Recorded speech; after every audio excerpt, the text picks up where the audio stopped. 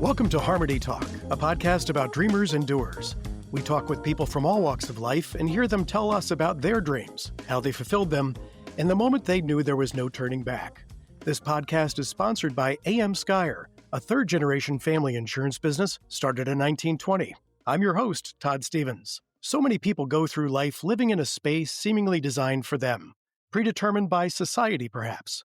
Oftentimes, we become trapped in our own destiny and resolve to merely act as an ensemble player in a broad performance.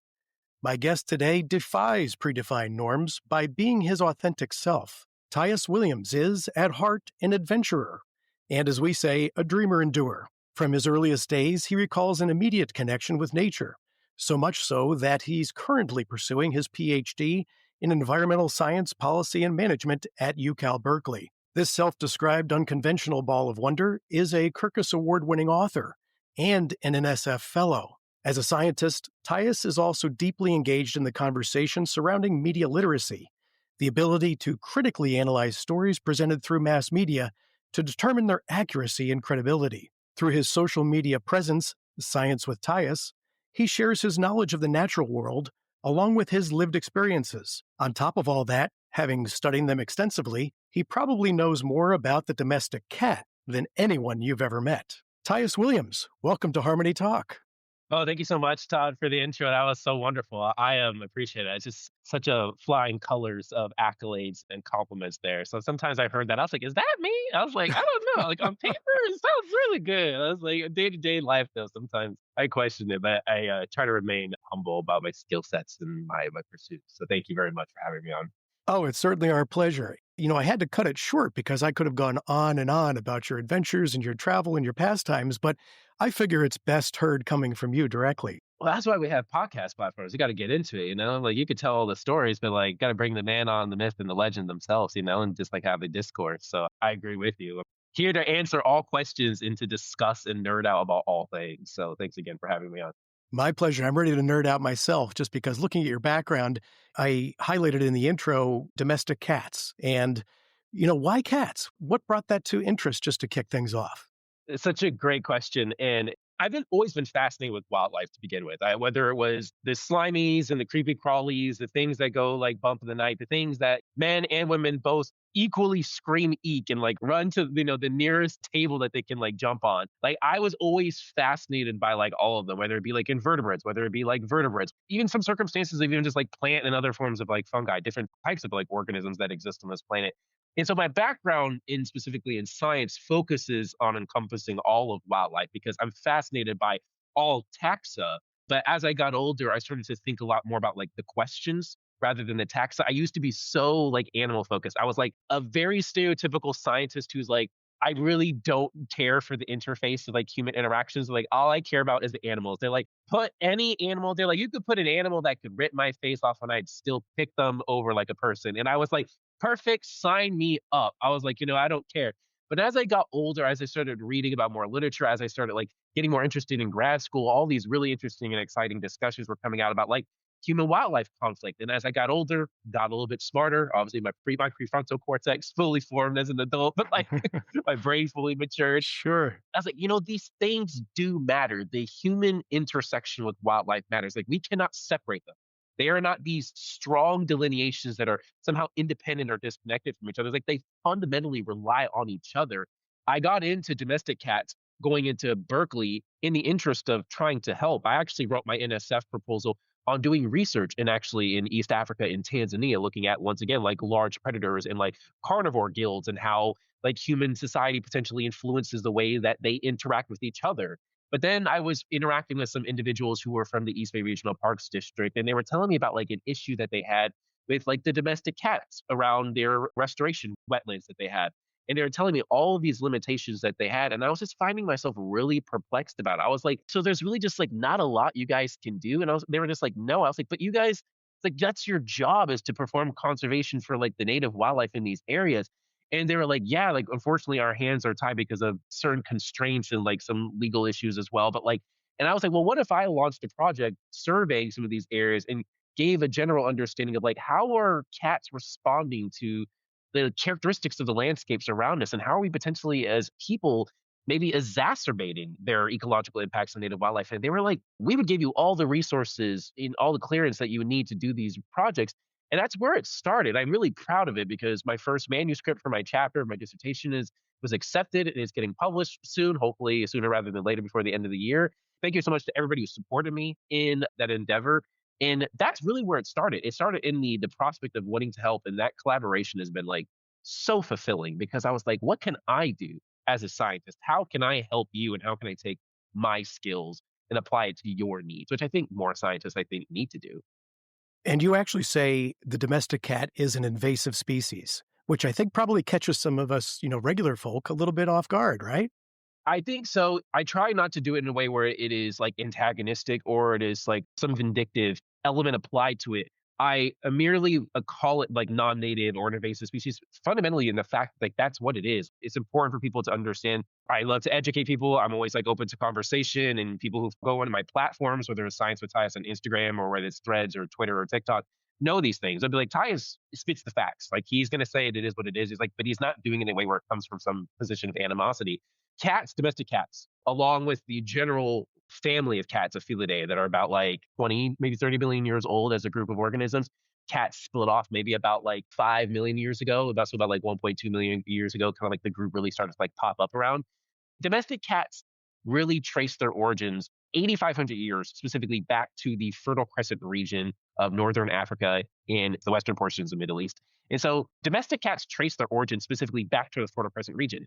And the domestic cat specifically split off about 10,000 years ago from the Near Eastern wildcat, or what is referred to specifically as the African wildcat, which is in the scientific name, it's Felis sylvestris libica, which is known as like the Near Eastern wildcat. But some people just say now, they'll just say like Felis, sylvestris.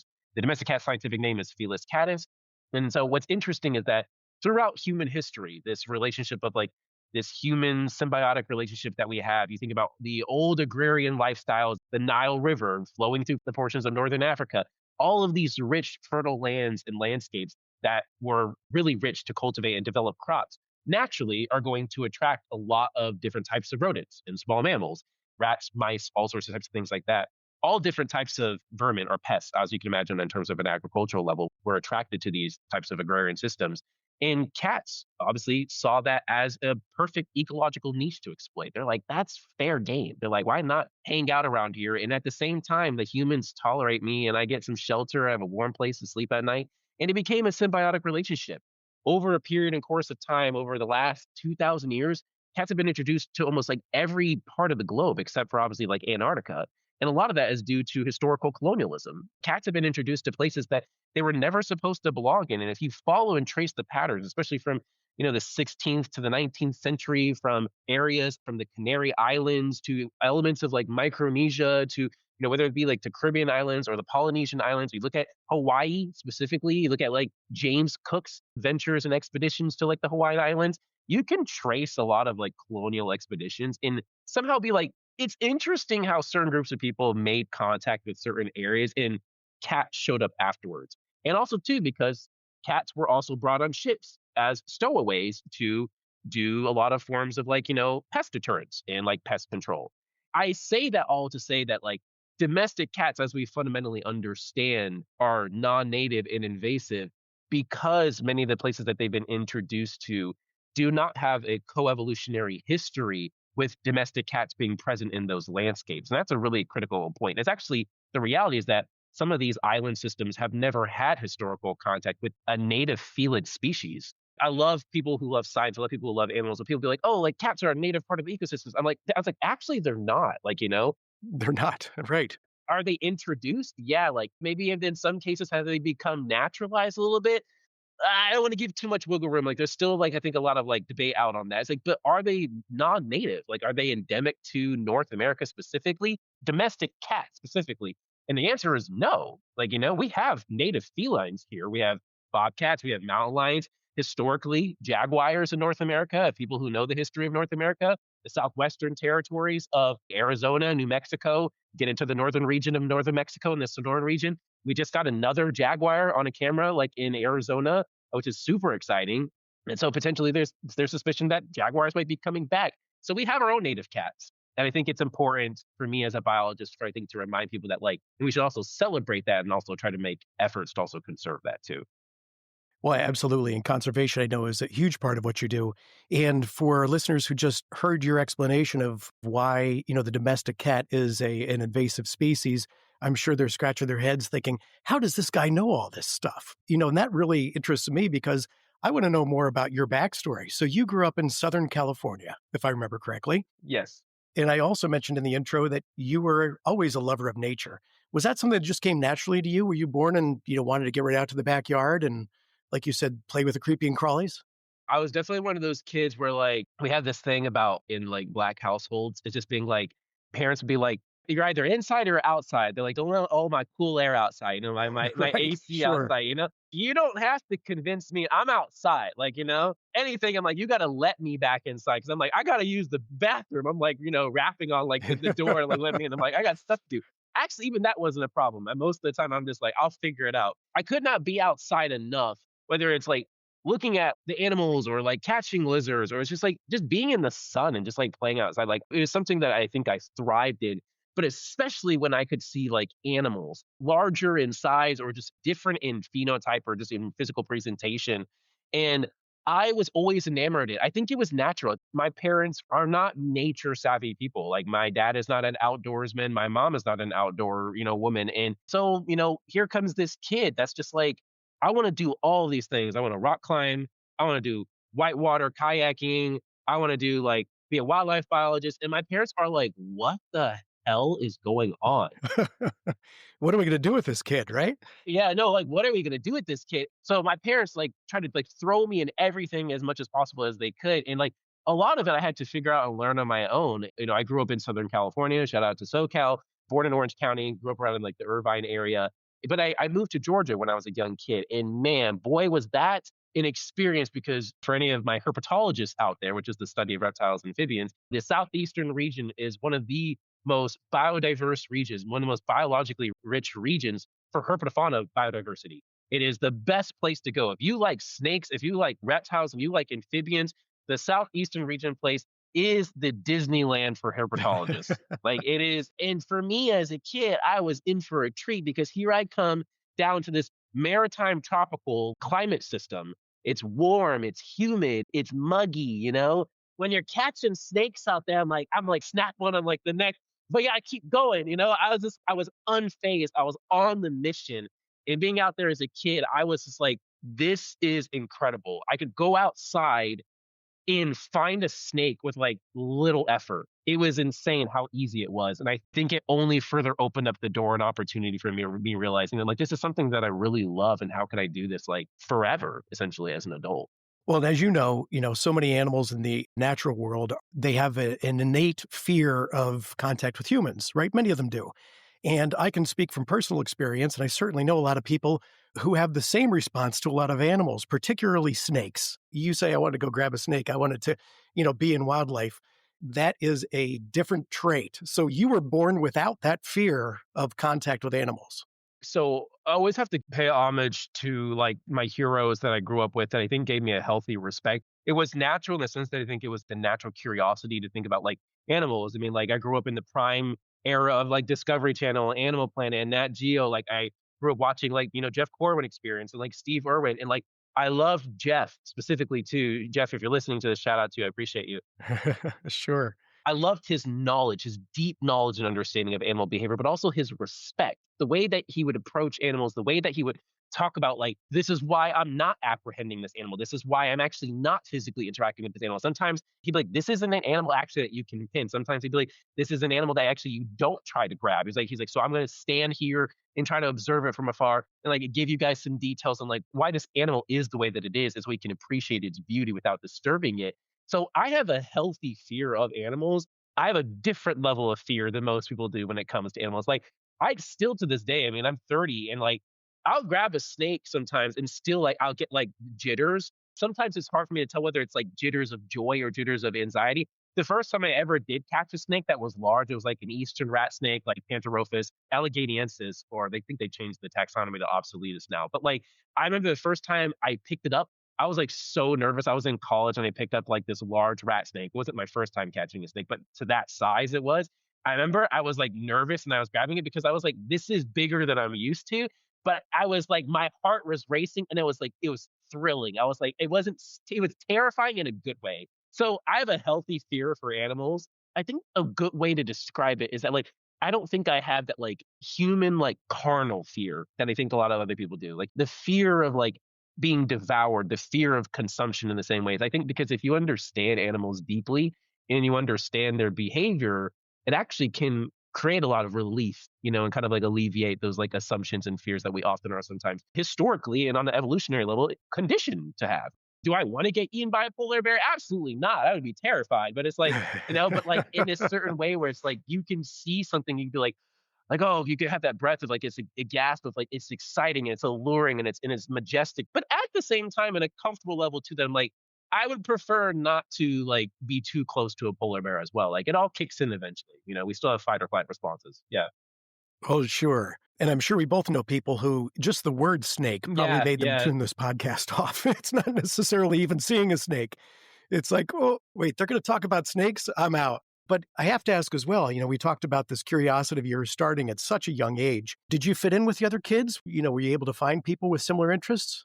I did struggle a little bit. For any of the listeners, like it is one of the things that is known about me. I am a neurodivergent kid. I'm on the spectrum. I figured out I was on the spectrum actually in doing studying for my PhD. I figured out when I was studying for my qualifying exam, and so much just like the epiphany, like everything kind of just like settled, like all the dust settled, like everything. It was like all the flashbacks of my memory just coming to me.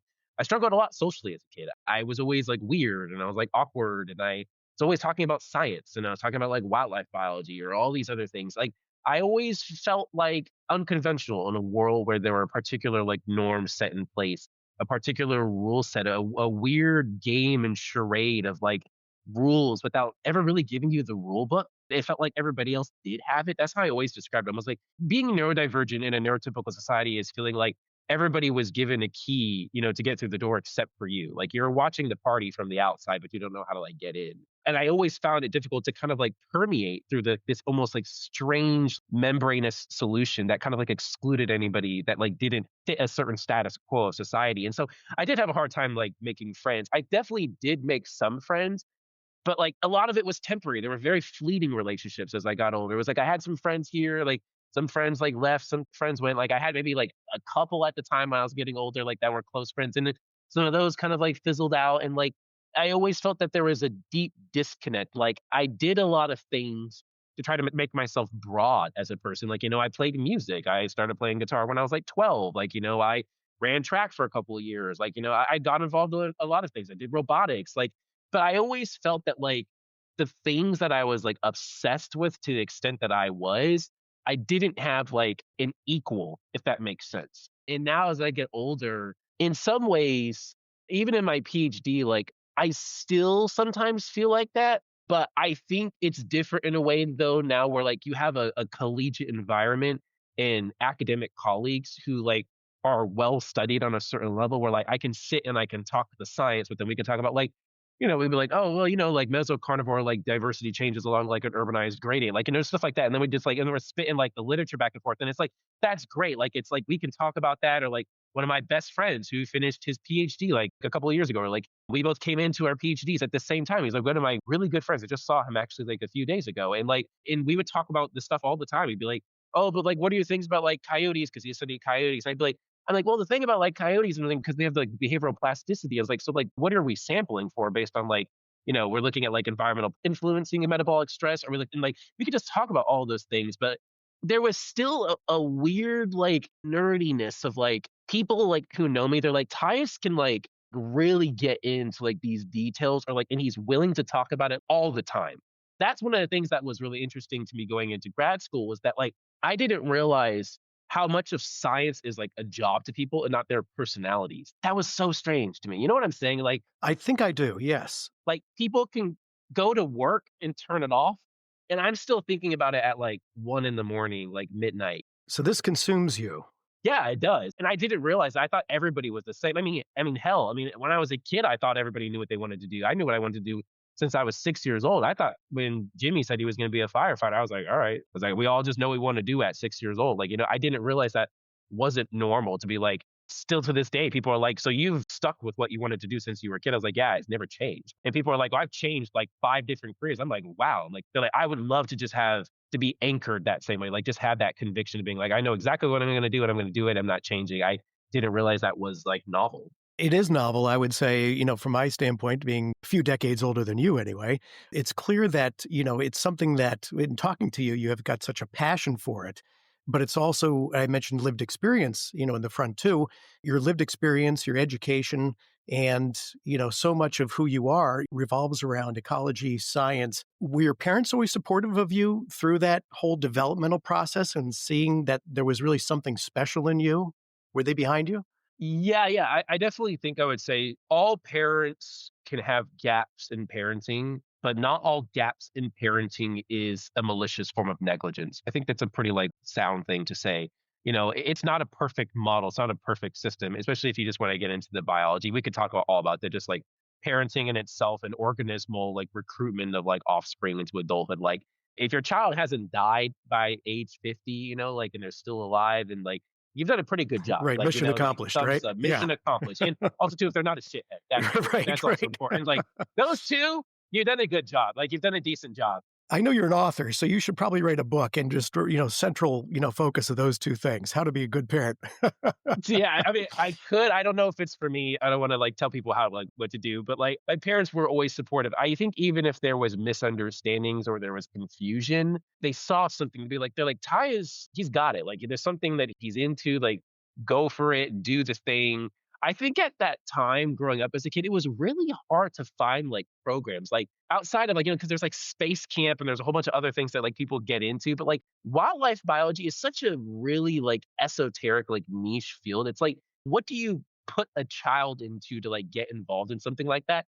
And I think that was a little bit hard for my parents. So I think my parents just tried to give me as many resources as possible, whether it's like, here's all of the books, literature, like everything, like taking me to museums, which that I think in itself is like also important because it continues to stimulate that interest and curiosity. It's one of the reasons to this day that like museums are like technically are like my church. Like, go figure. I'm sure it is for a lot of scientists. It is a mausoleum of knowledge and curiosities and like so many interesting, fun things to learn. And it's like the reason why, like, I've been to like the Natural History Museum of LA 3 times. And my mom's always just like, do you go to the History Museum every single time you come down here? I'm always like, yes. Like, and she's like, how many times can you go? I'm like, as many times as I need to, like, And so, yeah, my parents are always behind me. My parents come from very different walks of life, but I do know that deep down that they're proud of me, which I think that's all you can like ask for. Like, obviously like it's not perfect. Like, do I wish there were things that were different back then? Sure. But it was also a different time. And it's one of the reasons why like now as somebody who has taught, in grad school, has looked at youth, who has spoken with youth, like there's so many incredible programs out there now that I'm so glad that there are because it does get more people involved. And now all these field courses and everything. It's like, you're an undergrad, you want to know how to do field biology. Come out and do this field course. And we go to visit all these different places and look at all the biodiversity and teach you how to do like research and techniques outdoors. It's just like great. I'm like, that's awesome. I'm just glad it's getting better.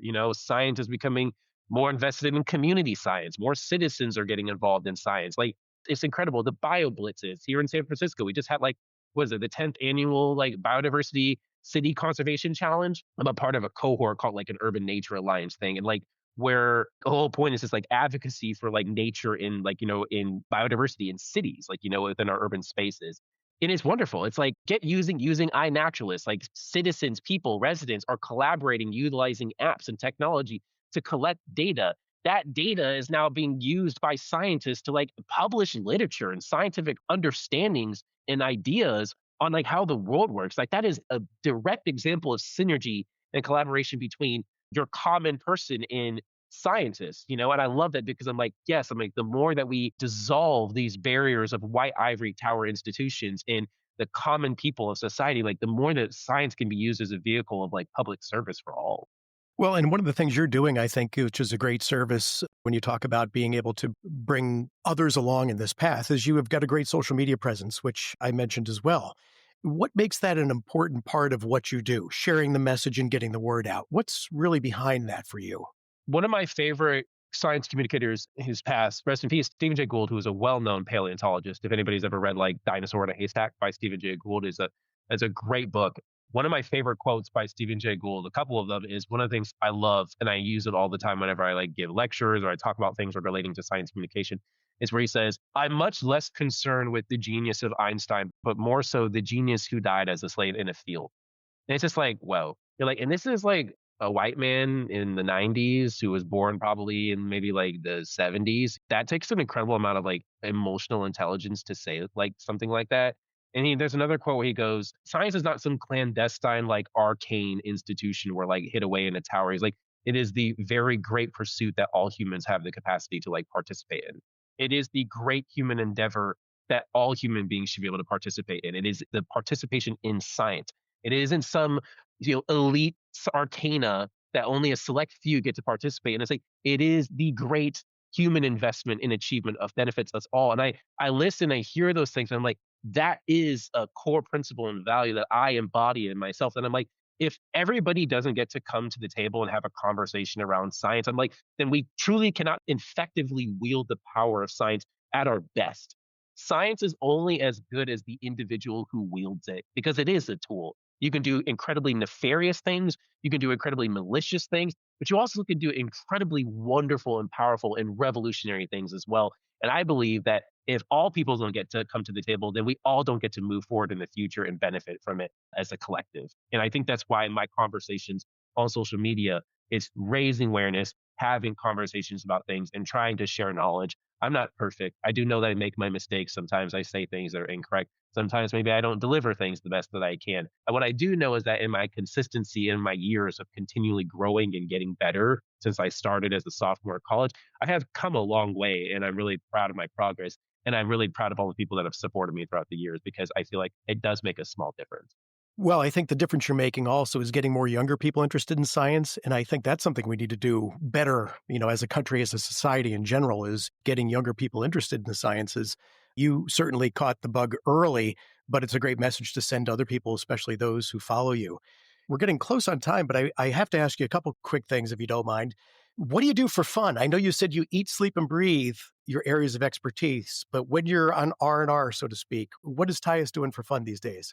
Yeah, we have to have a life outside of science, which is so funny because so much of my fun is science, but then so much of it is like I try to separate that in a really like distinct way. Like if I'm not herping during like amphibian season, which I love, like one of the funny things I tell people, I'm always like, like I say this as a sidebar. Once again, could be another podcast. I could go on forever. I hear people talking about like the dating market. They're always like, it's so hard to get out there and find dates. I'm like, do you guys just like not take people out and teach them how to catch frogs and salamanders? I'm like that's what I did.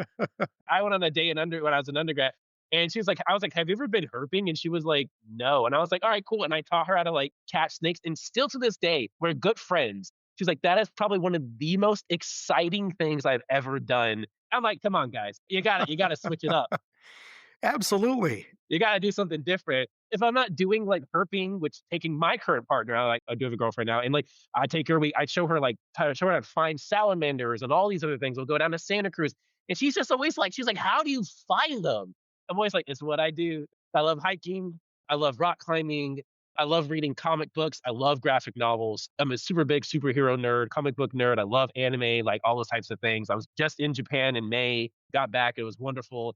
And so I love to travel. I love food, but I also love extreme sports too. Hopefully we get a good snow season up in Tahoe. So I do snowboard with my partner. She's good. She's better than me, but I'm catching up on her. So if she listens to this podcast, she's going to give me an earful. I just love to have fun. I just like living a full life. Like, I'm already planning with my family, like on the next international trip. I'm like, where are we going to go next? Because like I want to go to Taiwan, and people are like, my mom's like, I want to go to Portugal. And like, I love learning. I love history. Like, once again, like if I'm going to another country, I'm probably going to be at a museum, looking at whatever they do over there. Like I'm always just trying to keep my brain stimulated. But in some weird ways, though, it always revolves in some ways around like an absorption of like knowledge or information and like just new things. I think I always just like, I don't like to remain stagnant. So I think that's a good synopsis of like activities for me. Writing, I'm working on a second book, working on a second children's book. Hopefully that comes out by the end of the year. So we'll see how it goes, just like trying to just stay excited, stay hungry, stay curious. Man, you are a ball of energy. And I know you also end a lot of your posts with stay curious. And I think that's something that we should all be a little more curious as to what's going on with the world and what's happening around us. So, I mean, it's been wonderful. This time has flown by, Tyus. I got to tell you, and you've experienced and accomplished so much. Where do you go from here? What's next? It's tough what goes on from here. Like, to be honest with you, full transparency, I mean, it's tough to know, like, the job market is not great. I have an idea of like what I want to do, thinking about maybe doing postdocs. I think a lot about maybe like teaching a little bit like part time. I think there's something I could really do with that. I think like teaching at maybe like a community college in Oakland. I think like just taking everything about like, let's talk about ecology. Let's talk about human biology. Let's talk about critical thinking or just even like, logic and reasoning and rationale. Like, how do we look at a piece of information and peel down the layers and get to the core motive of like what it means or like what actually like, the premise of the argument is, like all these types of things, which I think could be incredibly valuable to people who are living in an age where there's so much disarray of like misinformation and disinformation like online. Like, it's so hard to like discern from what's AI now to some degrees, and even now what's like, is this like genuinely like an authentic image that I'm looking at? It's getting like generally quite scary in some ways. But I do think a lot about just like opportunities out there. There's some opportunities regarding like there's like California Council for Science and Technology. It places scientists directly with like people who work in legislation. And I think it's really interesting. It's like one of the few things that I've been like reading up on. And I'm like, I think I do want to apply for that. Like, I do think there's something really exciting about taking my skills, taking my expertise, taking my ability to critically analyze things and being like, well, how can I work with legislators to try to improve the state of the world that we live in, especially at least the state of California in many ways. And so we'll see. Keeping my ears open in trying to stay flexible, but we'll see what's on the horizon. Who knows where we'll be, 6 months from now too. Well, and to that point, where can we find you? Where can listeners find you and people watching find you? Social media, I assume, and those arenas? Anybody's interested, my handle is @ScienceWithTyus. You can find me across TikTok, Instagram, Threads. I'm not on Twitter as much as I used to be, but you can still find me on Twitter. You also can shoot me an email at tyuswilliams15@gmail.com. If you have questions, feel free to send them my way. My website is also www.sciencewithtyus.com. You can always shoot a contact, request thing, like ask questions. Yeah, stick around, stay curious, and thanks for your time. And Todd, once again, I appreciate you for having me on. Absolutely. It's been wonderful having you on, Tyus. We could go on, but thank you for sharing your journey of dreaming and doing with us today. It's been a wonderful journey. And for those of you listening and watching, we've been talking with Tyus Williams, a science educator, ecologist, author, and so much more, and more to come. You can see more of Tyus's engaging content on his social media outlets. As he mentioned, don't forget Science with Tyus. We hope you enjoyed this episode of Harmony Talk podcast presented by AM Skyer, a third-generation family insurance business started in 1920. And we thank the Stourbridge Project for hosting our discussion today. I'm Todd Stephens. For everyone out there, keep dreaming and doing.